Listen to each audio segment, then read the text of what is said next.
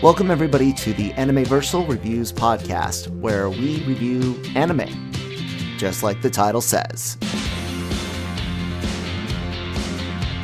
Hello everybody and welcome to Anime-Versal Reviews with Kyle, Christine, and Brian. It's been a while since we all got together, cause we all thought we would be talking about this a few weeks ago, and we didn't. We kind of went away, and so yeah, welcome back, guys. Brian, how you been? Pretty good, man. Pretty good. Waiting for to do this. Yeah, it's been a painfully long wait. I was just about to say that. Yeah, it's we kind of have to apologize, sort of, because Funimation they really didn't give a clear. They were like, yeah, we're releasing in winter 21.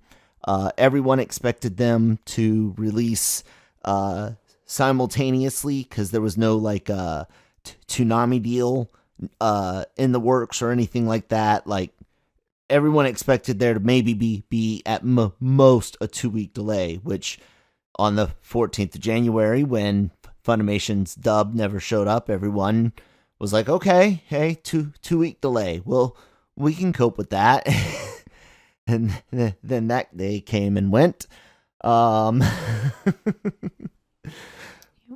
we're here now, Christine. You did the Interstellar 5555 review with me a couple weeks ago. Yeah, that was fun. Yeah, excited to be back for this though, huh? Yes, been waiting a long time. So with that being said, ladies and gentlemen, episode 1 of season 2 Dr. Stone, this season or series, technically, it's kind of got a certain name in Japan, in manga for like specific chapter groups. Brian, do you by chance know the word I got in my mind? No, I don't think I do. You know what I'm talking about though?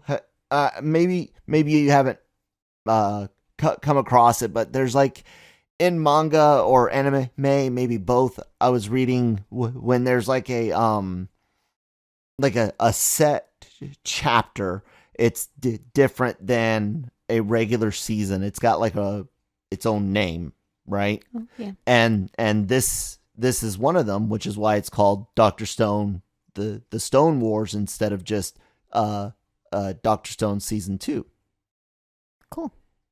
I didn't know that, but then again, there's a lot of things I don't know. So yeah. Anyways, coming into this, there was a lot of excitement on my behalf. I'm, the guy that turned these two onto the show, and we'll get into what actually happened in the episode and whether excitement was met or not. But I was super stoked and incredibly happy when it finally loaded on Funimation. There was a bit of a delay on Thursday, but Brian, how are you feeling loading up the app to watch the episode? Excited, like you said. I've we've been waiting on this for a while, for several weeks actually. We kept, the anticipation for January kept building, and then we ended up getting that extra little bit of delay because of the dub. But yeah, I was very excited. Christine? yeah, I'm sorry. I just was yawning. I'm sorry. Yeah, I've just been excited and a little impatient. So, but yeah, glad it's here. Yeah. And then there's a problem with having to wait once a week. It's killing me. So that's going to be tough. yeah. Yeah. I will say this. I was on something called the Reddits, and on the Reddits they were saying that this chapter, the Stone Wars, is only 11 episodes long, guys, and that it looks like the delay was to basically allow Funimation to run all the episodes nonstop without a break. I like that idea, because then it kind of sucks when you're like somewhere in the middle and it's like, oh, sorry, you're gonna have to wait a while, even though you're so deep in this. And so I'd rather wait in the beginning than have to wait in the middle. Does that kind of ease your anger at having to wait so long a little bit, Brian? Oh yeah, definitely. I there was a couple of odd breaks during Super, and I can't remember what the reasoning was for, but yeah, those were irritating. Yeah, I did have to ask Jammer about something, and guys, we're gonna, spoiler alert, blah blah blah, we're really gonna get into the episode, but I had to ask Jammer is it normal to have a recap like this in a season 2 type scenario?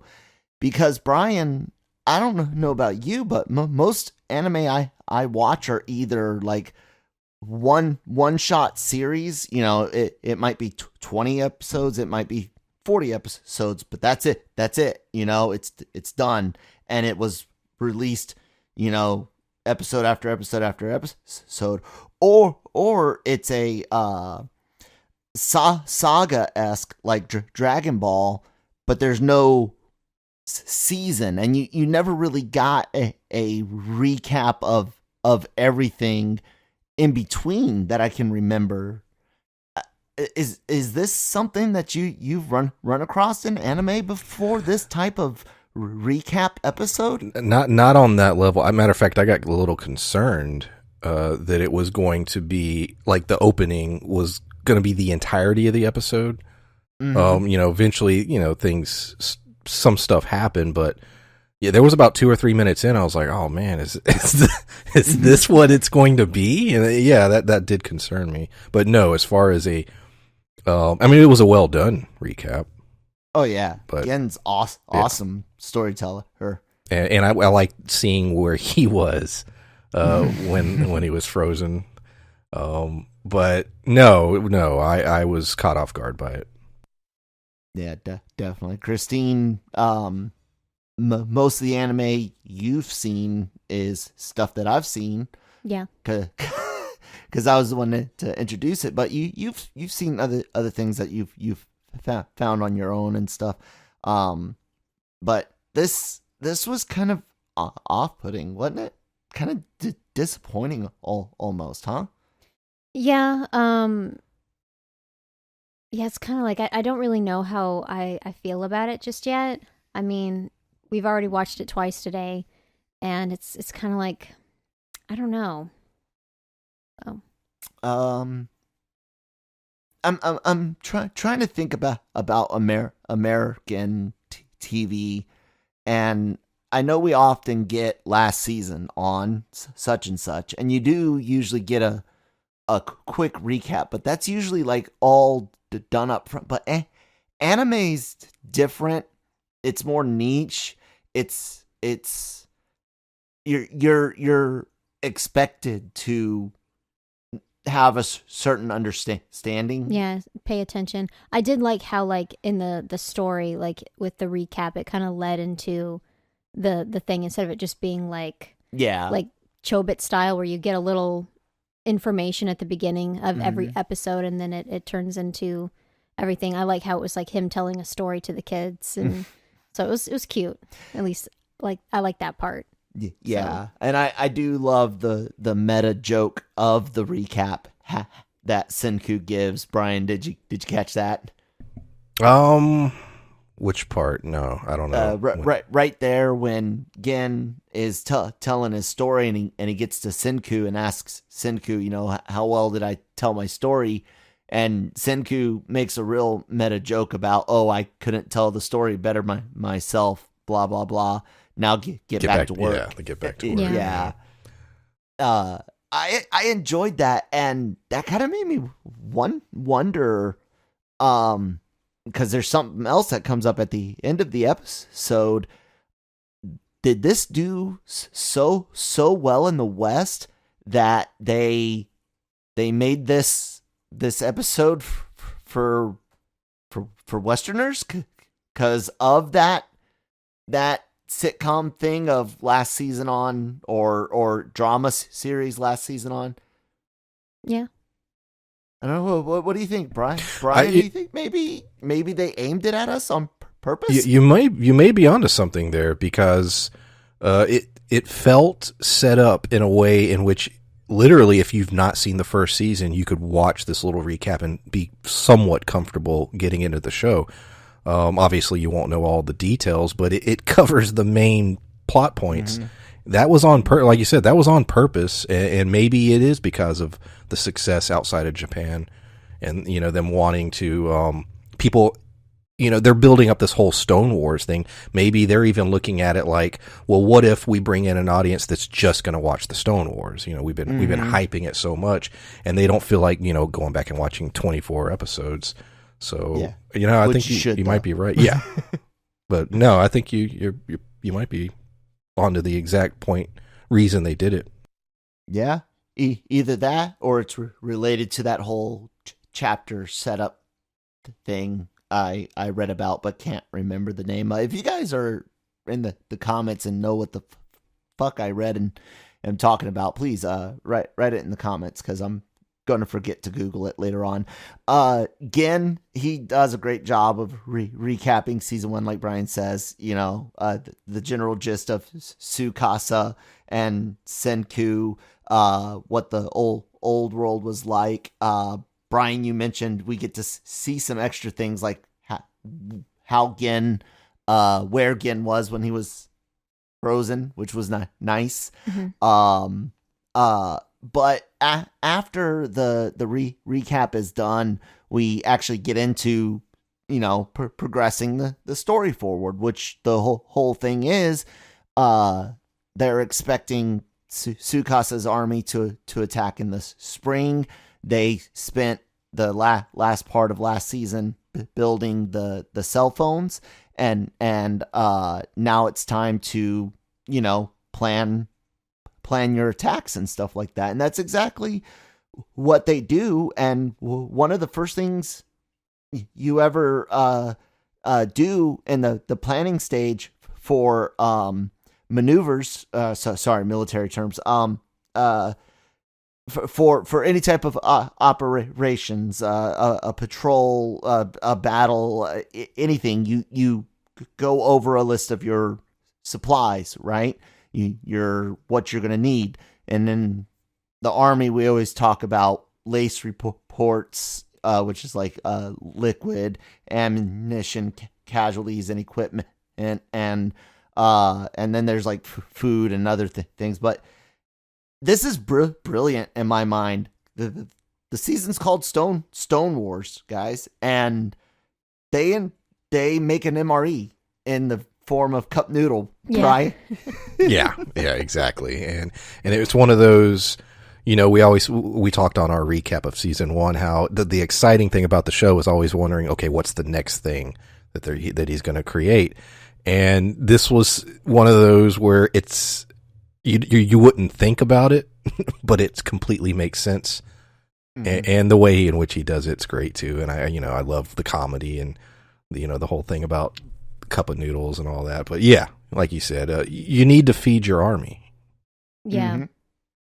Mm-hmm. And in this world, they have the village has a dedicated team of foragers and a dedicated team of hunters, and those foragers might not be enough to spread out amongst all of your small teams on the battlefield, And so living off the land during a protracted battle is not, yes, but it's necessary. But if you don't have the knowledge to do it. It can be danger. Your villagers start poisoning themselves. Think back to Taiju in season 1 when he goes out foraging and Senku's like, nope, this is poisonous. This will kill us. What do you Yeah. It's a brilliant move, and they have to do freeze drying, which is the science is there. They've already got the vacuum tube technology. They upgrade the water wheel to upgrade the vacuum capability. I love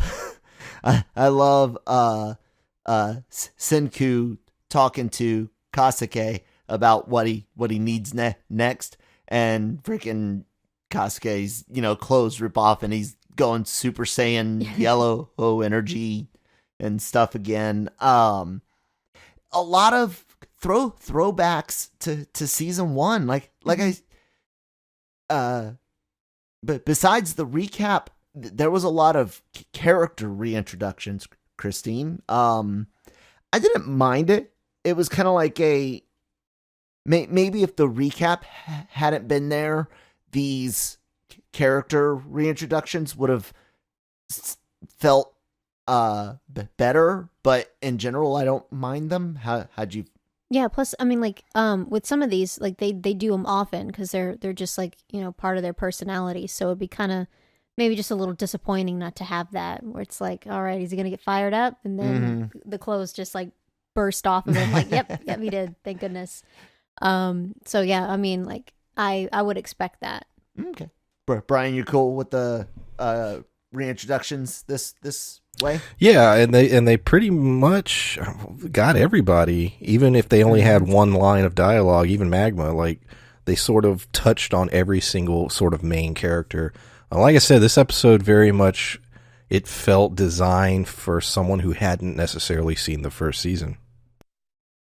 It's like a issue 0 for a new series launch or a event launch in comics. Mm-hmm. Yeah, makes sense.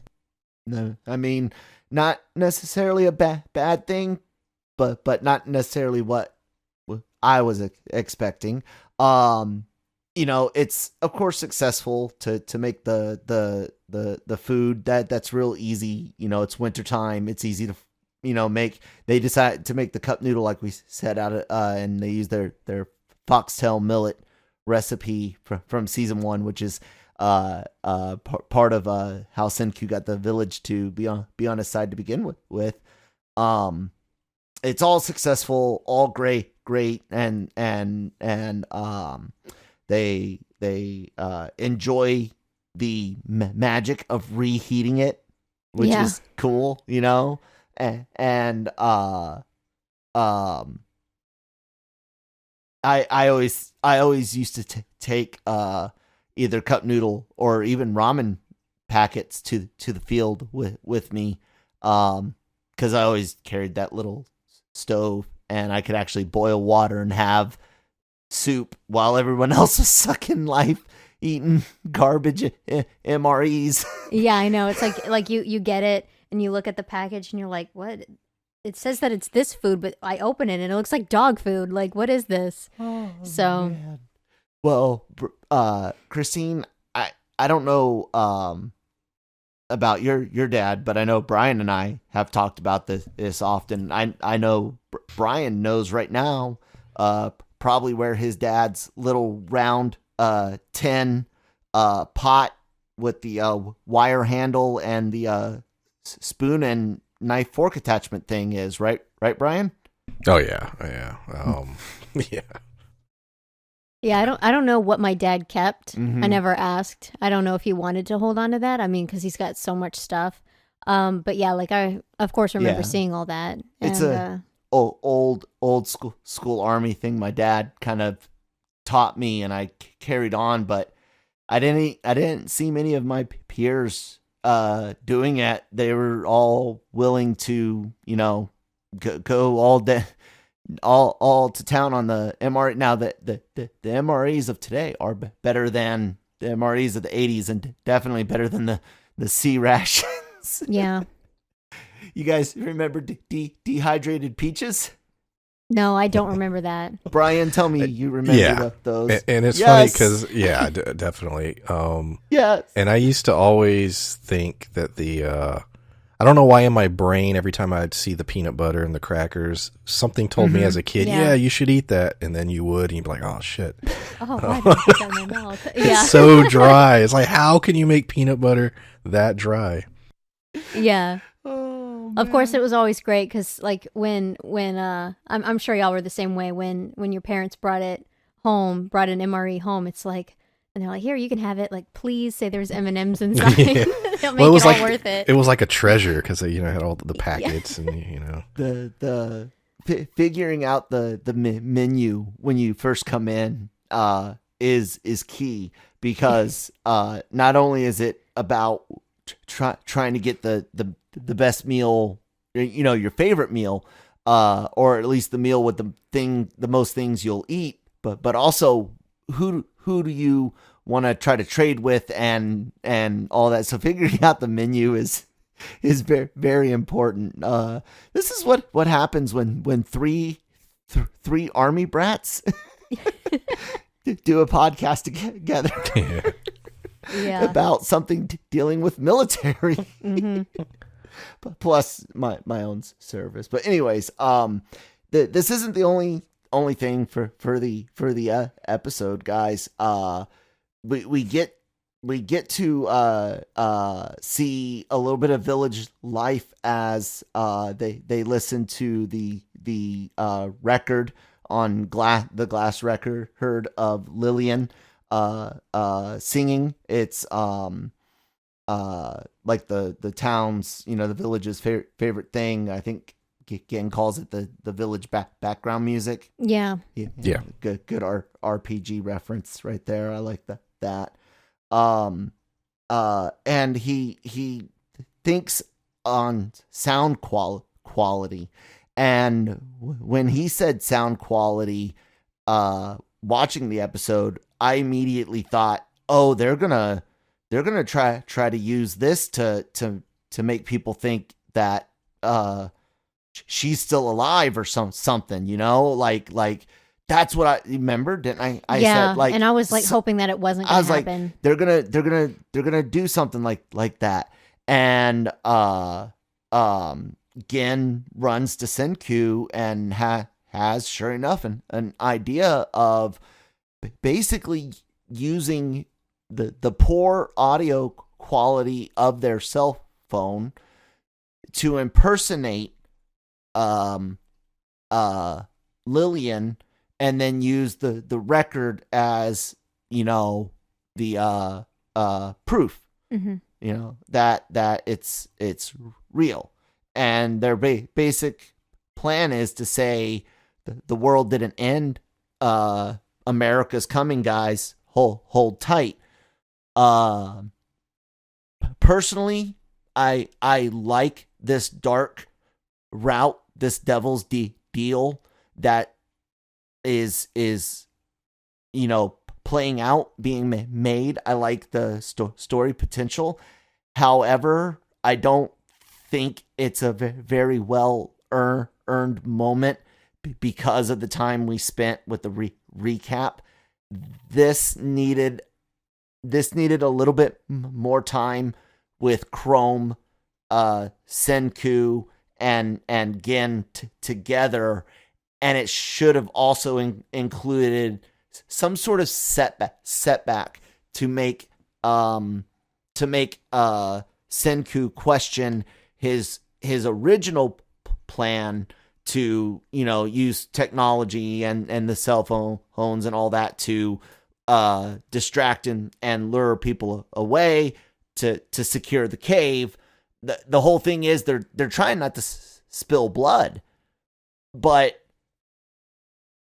Gen's got a point. His plan's better, but I feel it needed more episode time. Brian, what do you think? No, I agree, because the two major points, like you said, is the fact that they want to fight a war in which no one dies. They don't want to spill blood, and so they come up with essentially a way to deceive the enemy. And on paper, it sounds great, but you're right. That's all done within like 6 minutes. Like, it's really quick. And like you said, it probably could have used a little more time to build to the fact that this is the route they're going to go. They briefly touch on the consequences of it, but like I said, very briefly, it goes. Please explain those consequences, Brian. Well, the fact that once they defeat the enemy, they will know that they lied and they will hate them. Mm-hmm. And so they're trying to minimize how many people will be, targeted in this hatred. My theory is, since the theme of the episode seemed to be spilling no blood, going back to my recap of season 1, somebody I think is gonna die, and I think it's going to change everything. Now, who that is, I have no clue, and how that'll play out. But I think the show is building towards someone's death, which is going to change how the kingdom of science acts. Very, very, very interesting. We'll get to the what's next in a minute. Christine, the devil's plan. That's what I'm calling it. I don't know what anyone else wants to call it, because that's what it is. What did you think about the plan itself? And I'm guessing you agree it needed more story time, more episode time. Not just that. I'm not a fan of it, because it's of course going to make their enemy angry, and it's like creating problems down the line. It's like they're glancing over their future problems, trying to focus on their current problems, but it's like your future problems could be really big. So you need to be careful and not, because that'd be hard to take. You gave them hope and then you took it away. Yeah. When I say it's interesting, I don't mean like that you're happy about good it. plan. But yeah, I just want to make sure it's like this is not good. I don't like it. I think it makes for interesting story. What about that? Do you like the idea of going down, because it really is Chrome who's like sitting there when he busts in and has the plan spelled out for him. He's the one who's really like, no matter what you guys, because they try to keep him out of it, they're they want to minimize innocence, and that's what Gen says when he comes to Senku. I don't want the innocent people to hear this devil's plan that I got. And it's Chrome who's like, no matter what, we're all in this together, because it's the kingdom of science. No, so it doesn't matter who's came up with the plan. We're all guilty. And then not only that, he points out, you need a technician. And I love that he uses that word that means that there's been a little bit of time difference. Not a lot, but at least enough. Could you get that box from that cat, please?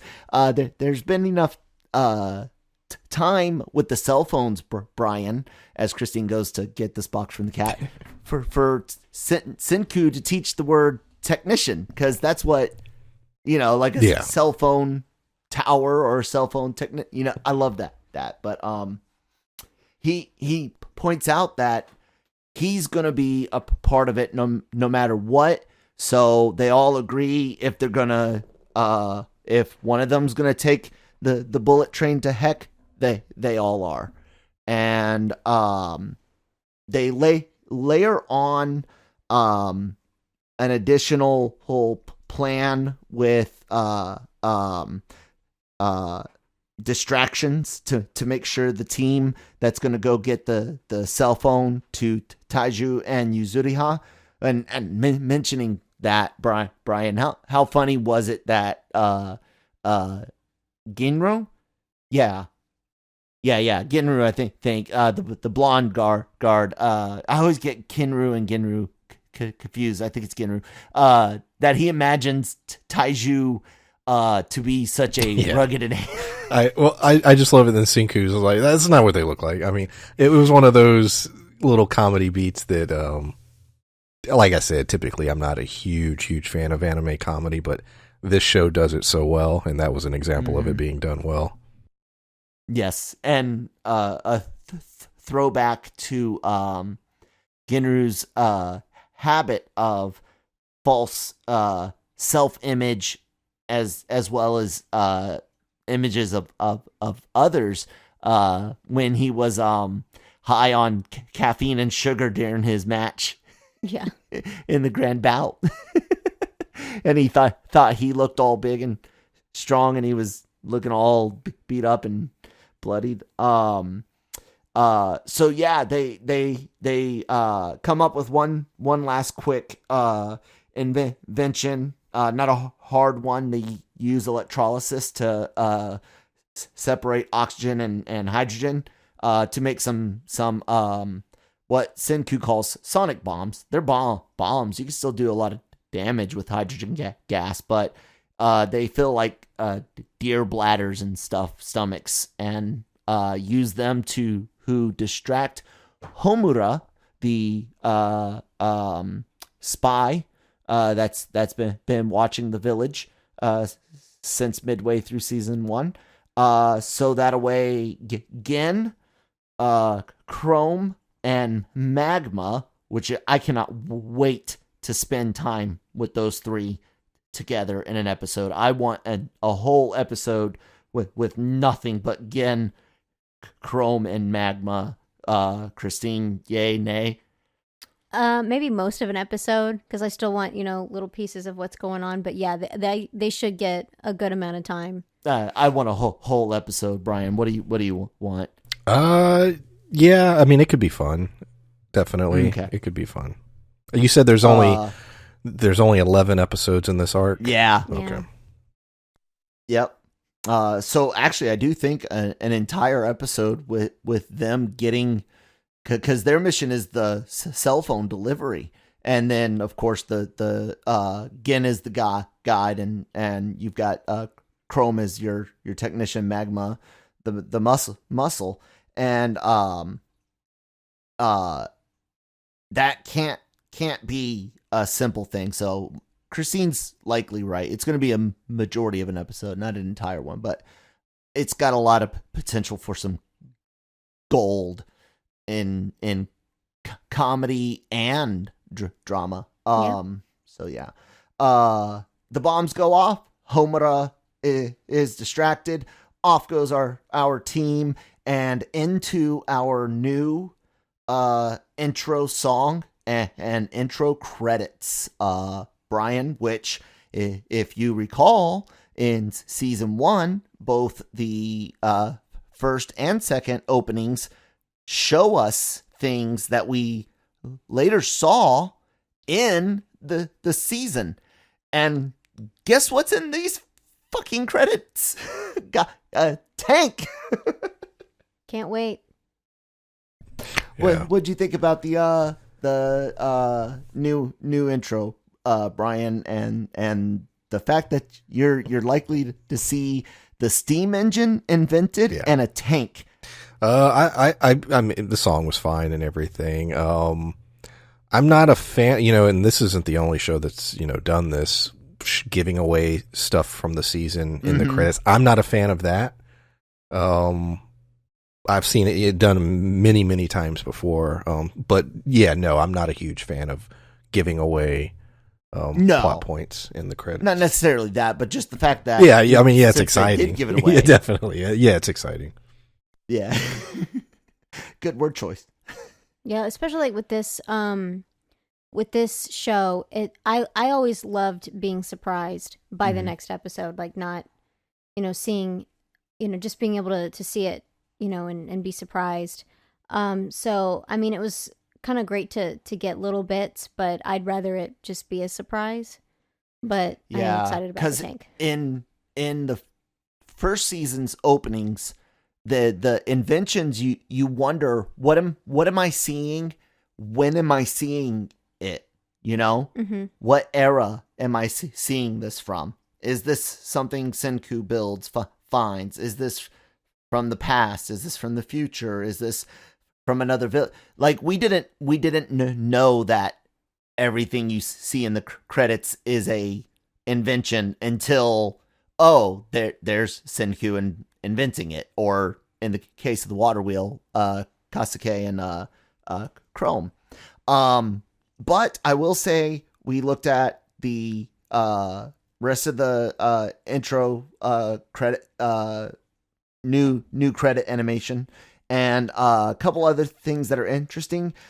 The odd pyramid temple looking thing right at the title card, Brian. I don't know if you caught that.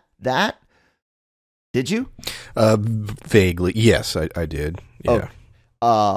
It's obviously kind of got like a Stonehenge feel, but also a Mayan slash Egyptian pyramid feel. And at the top of that pyramid is some sort of like woven pattern. Yeah, I don't think a pyramid, Mayan, because it's on a plateau, and then the woven thing, I think it was a pyramid. Not a plateau. I'm trying to think of what it's called. It's not. It's more flat. Like that's what you're talking about. Like the Mayan ones. Okay, yeah, because that's not an Egyptian pyramid. I'm trying to remember what the name of them are. But at the top of the I know, but Mayan style, it's more like a dome. It looked like a dome on top with the woven. Like that's what it looked like on top of it. I don't know what it was. I don't know, but again, we at least this is a mystery, Brian. At least they're showing us, if they're showing us something, it's a mystery, right? Definitely. It's a Yu-Gi-Oh crossover. Oh God. Oh no, don't do that to me. The last cool thing that you get in these new credits is some scenes of other characters in the past, and they appear to be from the Tsukasa camp. Homura is a gymnast, which seems to be this might be the first time an anime artist has actually given a female character a posterior. I don't know. Maybe double check, guys. But Homura was a gymnast. I recall seeing the archer guy. I think he was working at like a computer terminal, and so I think we're gonna get to at least maybe a combined 20-30 minutes of Tsukasa's camp throughout these 11 episodes, Brian. Otherwise, why would you be showing us these characters? Agreed. That was my thinking exactly. It was my complaint from last season. Is I want to get more. I want to get more about everybody involved. I want to know more about them, and I think we're going to get that. We didn't this episode, outside of a little quick scene on the stone girl or whatever. But I was like, all right. Yeah. that was it. It was like 10 seconds, but hopefully we'll get more. Yeah. Christine, does that excite you? The fact that you saw them, the idea of getting to visit some more past characters? Yeah, I'd love to know what's going on. Besides the Ishigami village, I'd like to see what's going on. So I'd like to see more Taiju and Yuzuriha and see what they're up to, because we don't really get much. You almost start feeling constrained, guys, when we start thinking about, what's next, when it's like, oh God, we only have 10 episodes, for these Stone Wars. Yeah. Anyway, Hayes, before we answer what's next, Brian, what would you give this episode a grade? Letter grade? Yep, that's how y'all do it. Yeah. Plus and minus. It would probably be a B minus. It might have been a C plus. I'll give it a B minus because the last 10 minutes were solid. But I think that introduction, that opening, and it not jumping right into the action like I think it probably should have. Hurt it a little bit. But, you know, knowing that there's only 11 episodes, see, I was thinking we were going to get 20 plus for this story, but nope. So yeah, I'd say about a B minus. Christine? A B. B minus as well. It was just it wasn't bad. It was just disappointing because it wasn't what I was expecting, and therefore it takes a hit. Yeah, but also you want to start off like how we had it with the last season is like, you know, tension builds up, it gets more and more exciting as the episodes go on. So you're getting higher and higher, and with this it's like, you know, you are starting fresh, so you don't want to like just be at a sprint when you start a new episode in the next season. So I mean, I get it. But yeah, I was, I guess, just expecting a little bit more. And then part of that, like, recap, you miss out on a little bit of time to fill in some story of what's going on now. Yeah. If you want a better recap, go listen to ours. Yeah. Well, yeah, you're right, because the episodes are so short. You know, you're really you got about 20, 22 minutes, really. And so to spend 3, 4 or more on a recap, you know, I was like, whoa, that's a lot of time to dedicate. To that. Mm-hmm. And I'll point out the fact that their plan is to say the Americans are coming. I think this is Japan reaching out to us the way Hollywood reaches out to China by, you know, putting Chinese cities or Chinese actors or actresses in movies and TV. You know what I'm saying? It caught me. You know, it's funny that you say that, because when they said that, I immediately did think, wow, that's funny. That's going to be what they tell them. America's coming to save us.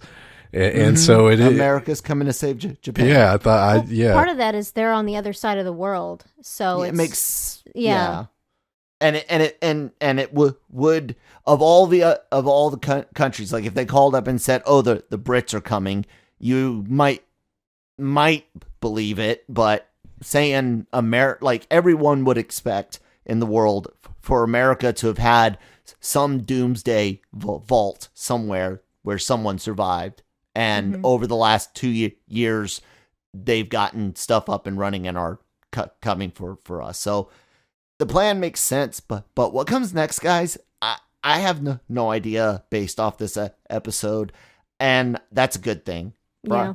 Christine?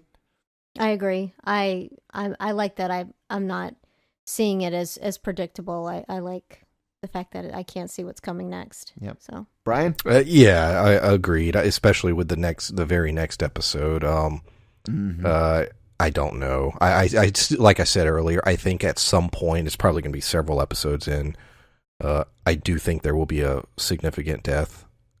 It just seems like they're setting that up, like just the way everything played out. You don't have an idea as far as who it would be. I don't know who you could, because the question isn't so much just, okay, who's going to die, but how is it going to affect the story? Is it somebody? In other words, is somebody going to die in the kingdom of science, and therefore they're going to say, you know what, we're going to start killing? Is it going to shift the mindset, or? And I don't know. That's sort of the big question.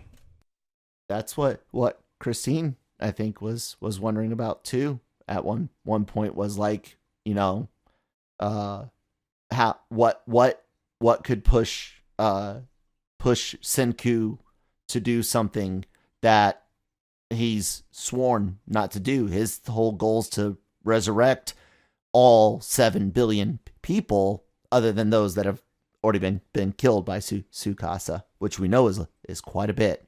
I think that little girl at the beach with the hand that's connected to her, I bet you that was probably a parent that was alive until Tsukasa was like, you don't need that parent. I'll wake you up and you'll be fine in my world. I don't know. We'll see. You guys out there, thank you so much for listening. Brian and Christine, thank you so much for being a part of this show. as always, or, soon to be always, I guess. You guys, we have a great interview with Mike Tully of the Mike Tully Show, also the of Tully Time and the Jason Ellis Show. I'll explain how all that works, or well, he does in the interview on LRMornings on Monday. So yeah, check that out. Available on our YouTube channel and wherever you get podcasts. So make sure you guys are subscribed to the YouTube channel and subscribe, follow, like wherever you get whatever podcast app you're using. SoundCloud, Spotify, Apple, Google, we're all there. Brian, you do stuff on the interwebs as well. Please talk. Yeah, you can find me on YouTube. The channel's PulpMythos, PulpMythos. Lots of different reviews, shows like Your Honor, 30 Coins. Check it out. Yep, there you guys go. Christine doesn't do social media. If you want to hear why, go check out the first episode of the No Mercy podcast where we covered Cobra Kai. So yeah, go check that out. Find me at that Kyle Malone on Twitter, at that one Kyle Malone, that's the number one, on Instagram. Thank you guys so much for listening, and we'll talk to you next week.